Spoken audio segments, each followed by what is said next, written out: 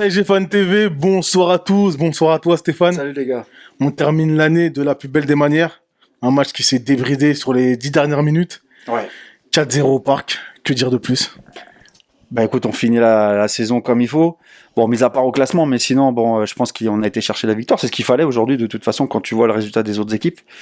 Mais ouais, bah, une satisfaction, parce que bon, on a une équipe qui, bah, on le sait, hein, qui est un peu diminuée malgré tout, mais on arrive à comprendre maintenant qu'on a un banc quand même, tu vois, même si c'est pas une profondeur de banc de fou par rapport à des compétitions comme la Ligue des Champions, mais en tout cas pour la Ligue 1, une petite profondeur de banc qui commence à se faire. Qu'est-ce que tu as pensé de cette défense à 3, donc accompagnée de Marquinhos, et notamment Pembele, et ton ami allemand Kerrer, je crois. Bah écoute, Pembele, pour moi c'est une forme de révélation, hein. C'est-à-dire que tu le vois arriver, il est tout jeune et le gars il s'impose dans son équipe. Il fait des choses qui sont super intéressantes. Alors bien évidemment, hein, c'est un jeune, il peut avoir quelques déchets comme ça, mais c'est pas des déchets qui vont avoir une incidence. Alors, bien sûr, si on parle du premier match où il met sa tête, but contre son camp, etc., mais ça reste un premier match. Mais en tout cas, jusque-là, il nous montre vraiment beaucoup de satisfaction. Et conclusion avec un but, hein, quand même. Hein, voilà, il va s'arracher, il prend le but. En tout cas, moi, je suis très content pour lui. J'espère qu'on va le garder, qu'il va continuer comme ça. Après, Marquinhos, voilà, force tranquille. Le mec, il est dans sa défense, tour de contrôle, il prend tout de la tête, super propre dans les relances. Bon, rien à dire. Et pour le reste. Objectivement, s'il vous plaît. Objectivement, tu connais ma position sur Kerrer, hein, depuis le moment. Hein. C'est pour ça que je dis objectivement. Bah ouais, objectivement, je vais te parler objectivement. C'est-à-dire que, tu vois, il y a quelques mois de ça, quand je disais Kerrer, il y en a plein qui me sautaient à la gorge, tu vois, en me disant, ouais, mais n'importe quoi, il faut laisser du temps, etc. Et aujourd'hui, depuis quelques temps, on lit dans les commentaires que Kerrer, c'est n'importe quoi, Kerrer, il est nul, Kerrer ne va pas être à Paris. Bah ouais, il faut avoir quelques mois d'avance en fait, tu vois, il fallait le voir avant. Voilà, désolé, mais pour moi Kerrer non, c'est pas. Même ce soir pour toi, il a rien montré. Si, il a montré. Il a fait un match correct. Si, il a montré beaucoup d'erreurs en fait. Voilà, tout simplement, il a pas sa place ici, tu vois. Il s'est fait boire de temps en temps, comme d'habitude. Enfin bon, le mec qui défend sur les talons. Ça c'est mon avis perso. Après, chacun verra avec ses. Non, t'as le droit d'avoir ton avis, hein, et ton analyse aussi. C'est très important. C'est la mienne. Oui. On va monter d'un cran. Donc, avec ces nombreux défenseurs, j'allais dire, un lapsus quand je pense à Dagba et Bakker. Mais c'est milieu. Donc, Herrera qui était titulaire ce soir. Verratti, qu'en as-tu pensé? Rafinha également, qu'on prise beaucoup en ce moment. Alors, pour moi, Herrera, ouais, on l'a pas trop vu, hein. Voilà, c'est beaucoup de passes en retrait, en arrière. Il a eu du mal à créer du jeu. Peut-être qu'il est là sur les pressings, mais bon, c'est vrai que balle au pied, il a pas vraiment apporté aujourd'hui, j'ai trouvé. Et puis, en tout cas, pour moi, Verratti, ouais, il a essayé aussi. J'ai trouvé moins incisif que sur d'autres matchs.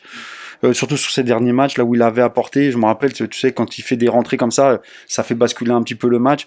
Là, aujourd'hui, bon, voilà, il est là, il est présent quand même, mais ça n'a pas été transcendant.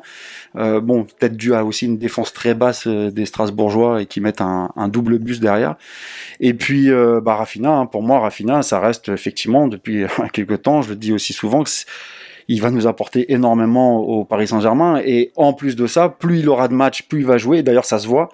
Plus il est à l'aise dans l'équipe, plus il est à l'aise avec la balle au pied, et plus il est créatif. Et on le voit qu'il arrive à faire des gestes techniques et à trouver de mieux en mieux ses partenaires et ses attaquants. Donc ça, et lui-même arrive à créer des situations assez dangereuses qu'il crée de lui-même. Donc ça, c'est hyper intéressant parce que quand on n'a pas de créateur dans cette équipe, quand on n'en a plus, par exemple, si Neymar est blessé, on arrive quand même à trouver un mec qui va essayer de créer des choses. Donc ça, c'est intéressant, il apportera beaucoup. Un candidat supplémentaire. Parce qu'on peut penser à des Verratti, Marquis parfois, Angelon qui est intéressant. Bien sûr, Di Maria aussi, pourquoi pas, mais bon, voilà. Mais c'est vrai que si on parle vraiment, si on se focalise sur Rafinha, c'est un apport supplémentaire, comme tu dis, ouais, c'est intéressant. Enfin, on va terminer sur ton meilleur parisien. Je te laisse le choix. Il y a eu 3 buteurs après Pembele. 3 buteurs offensifs notamment. Ouais, alors tu me demandes le meilleur ou... Ton meilleur parisien de la soirée. Ouais, moi j'ai bien aimé Rafinha. Hein. Franchement, c'est ouais, Rafinha, j'ai beaucoup aimé la façon dont voilà, dont il porte le ballon, dont comment il va bouger dans cette équipe. Ouais, j'ai vraiment aimé. Et après, si je juste placer un petit truc derrière, Oui, c'est oui, que c'est que j'ai aimé aussi la façon dont les remplaçants sont arrivés sur le terrain. Bien évidemment, une petite dédicace à Ghana, depuis longtemps, on le dit, ouais, c'est un mec, il est perdu, etc. Alors qu'en fin de compte, si on suit bien son historique, si on suit bien, si on connaît un petit peu le foot et qu'on suit des joueurs, certains joueurs qui apportent dans un championnat comme il l'a apporté en Angleterre, on sait que c'est un joueur de toute façon qui sera là. C'est un joueur qu'à partir du moment où il va retrouver aussi son niveau, le niveau qu'il avait en Angleterre, son niveau physique aussi son également. niveau physique bien évidemment, mais c'est un mec qui va apporter grave à Paris et c'est pas un mec qui est fini comme ça on peut le dire. Ça c'est la petite aparté.